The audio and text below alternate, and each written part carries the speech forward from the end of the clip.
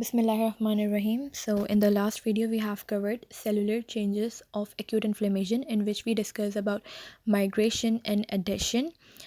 And अब हम continue कर रहे हैं इसके other two steps, which are transmigration, which is also known as diapedesis, and chemotaxis of leukocytes. So, transmigration is also known as diapedesis, and diapedesis itself means squeeze.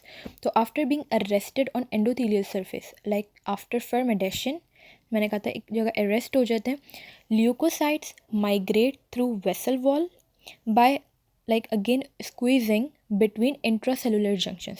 दो cells के बीच के जो जंक्शन होती है वहाँ से हमारे पास ल्यूकोसाइट्स माइग्रेट करते हैं वेसल वॉल के through, like by squeezing process.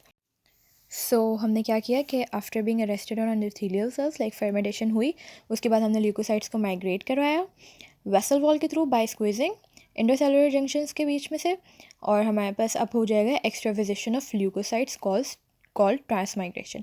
अब ये एक्स्ट्राविजेशन क्या है? लीकेज होना ऑफ ब्लड, लैम्फ और अदर फ्लूइड्स, जैसे कि हमारे पास यहाँ पर मौजूद है कि हमारे पास एक्स्ट्राविजेशन हो रही है, लीकेज हो रहा है, बट किसका? ल्यूकोसाइट्स का. अब इसी एक्स्ट्राविजेशन ऑफ ल्यूकोसाइट्स को हम क्या कहते हैं? ट्रांसमाइग्रेशन. ये हमारे पास होता है कहाँ पर है?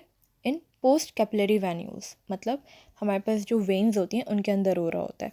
मैक्सिमम रिट्रैक्शन हो रही होती है एंडोथेलियल सेल्स की. हमने जब हम वास्कुलर चेंजेस देख रहे थे उसमें भी हमने ये पढ़ा था.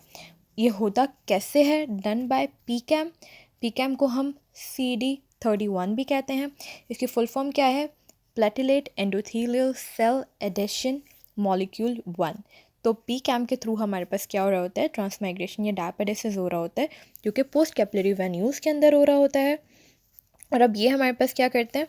After traversing all the endothelium, ये ल्यूकोसाइट्स को पियर्स करते हुए बेसमेंट मेम्ब्रेन के अंदर चले जाते हैं. वो भी कैसे? बाय सिक्रीटिंग डिफरेंट एंजाइम्स, जिसमें हमारे पास है कोलेजनेसिस.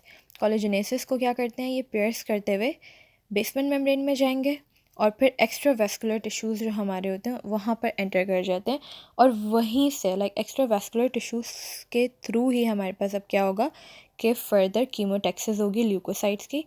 तो वो हम देखते हैं किस तरह से. तो हमारे पास यहाँ पे क्या हो रहा है? कोलेजनेस, जो हमारे पास एक एंजाइम है कोलेजनेसिस, उसके थ्रू हमारे पास ये एक्स्ट्रा वेस्कुलर टिश्यूज़ में जो है एंटर कर जाएंगे. So let's talk about chemotaxis of leukocytes. Chemotaxis inflammation में अगर बात करें तो ये है क्या? डायरेक्टेड मूवमेंट है सेल्स के in a gradient of chemo attractant. ये क्या करती है? ल्यूकोसाइट्स को अलाउ करती है to seek out sites of inflammation and infection, कि वो खुद जाके वहाँ पर हमारे पास एक डिफेंस मैकेनिज्म है ना. ल्यूकोसाइट्स हमारे पास माइग्रेट कर रहे हैं, इन्फ्लेमेशन भी हमारे पास क्या है? डिफेंस मैकेनिज्म है. तो ये हमारे पास किस तरह होता है कि आफ्टर एग्जिटिंग सर्कुलेशन को एग्जिट करने के बाद leukocytes move in the tissues toward the site of injury by a process called chemotaxis. तो इस प्रोसेस को कहते हैं कीमोटैक्सिस. और ये होता कैसे है?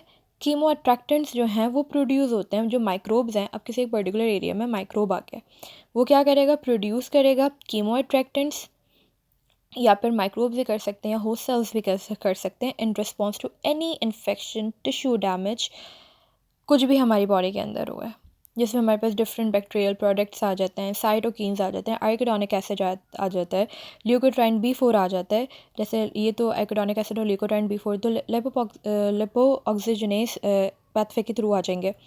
तो ये डिफरेंट जो हमारे पास कीमो अट्रैक्टेंट्स होते हैं, ये क्या करते हैं? बाइंड करते हैं 7 transmembrane G protein coupled receptors के साथ. These are the basically receptors involved in chemotaxis. अब वो क्या करते हैं? सिग्नल्स, जो भी रिसेप्टर सिग्नल्स वो सेंड करते हैं, वो क्या करते हैं? वो सिग्नल्स जाके एक्टिवेट कर देते हैं सेकंड मैसेंजर को.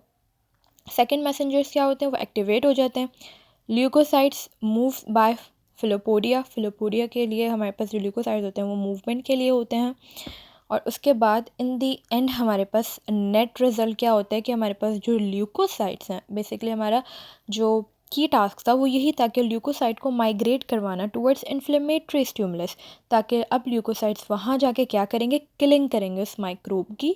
अब किलिंग होगी, टिश्यू रिपेयर होगा, और फिर हमारे पास जो है जो भी प्रॉब्लम हुई होगी वो रिजॉल्व हो जाएगी। तो हमारे पास जो फर्स्ट स्टेप एक्यूट इन्फ्लेमेशन का था वो यही था कि नेट रिजल्ट हमारे पास ल्यूकोसाइट को माइग्रेट करवाना towards the inflammatory stimulus by producing chemoattractant, जो कि माइक्रोब्स ने पहले ही कर दिया। अब क्या होगा, फेगोसाइटोसिस का प्रोसेस होगा, मतलब direct killing. So this is all for this video, जिसमें हमारे पास हमने सेलुलर चेंजेस को भी कंप्लीट कर लिया है। Now we will move to phagocytosis in the next, जिसमें we will discuss about different steps of phagocytosis, जिसमें अगेन उसमें भी हमारे पास माइक्रोब्स कैसे किल होते हैं, ऑक्सीजन डिपेंडेंट या फिर ऑक्सीजन इंडिपेंडेंट इनगल्फमेंट कैसे होती है, वो सब हम देखेंगे। So that's all for this video. Thank you so much.